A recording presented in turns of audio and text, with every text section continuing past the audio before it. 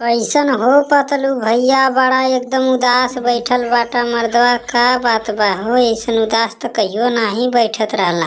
जब मर्दे आँख ले ले बाटा कि आलू मर्दवा तो के नाही लौकत बा, कहाँ बैठल बाटी। हम खेतवा में इतना मेहनत कैनी, मर्दवा कुल हमार धान गेहूं एको नाही भयल। लागत बा भैया अकाल सूखा पड़ गल, यही से नाही भयल है। तो का मर्दे योगिया कैसन खजुहट हो गइल बा, का तोरा के खजुआत बाटे अपन पिठिया। का बताइन मर्दे अखिलेशवा, हमके बहुत अमहौरी होले मर्दे, यही से हमारी अमहौरिया कुल खजुआत बा। बड़ी गुस्सा लागत बा, कोनो दवाइयो नाही देत बाटे मर्दवा। कोनो दवाई वाई बता मर्दे अखिलेशवा कि हम ठीक हो जाए। अरे भैया एकर तो सबसे सस्ता दवाई बा, भैंस के गोबर अगर रगड़ लेबा पीठी पे न नहा लेबा तो एकदम साफ हो जाए जितना अमहौरी रहे। करे पतलुआ कहियो सुनले रहले कि भैंस के गोबर से नहिले से अमहौरी सही हो जाले। अरे भैया याद तो हम अखिलेशवा के मुँहे ऐसा सुनत बाटी, आज तक ले तो कहियो नहीं सुनले रहनी। जय मर्दवा नहीं दिले तो हम लोग अनपढ़ आदमी का जनबा, पढ़ल लिखल रहता तब न जनता की कौन चीज के दवाई कौन काम में आवेले। सही कहत बाटा हो अखिलेश भैया। हाँ तू पढ़ले बाटा भाई, तू जान सकेला, हमन का जानले अनपढ़ आदमी कौन चीज के दवाई बा।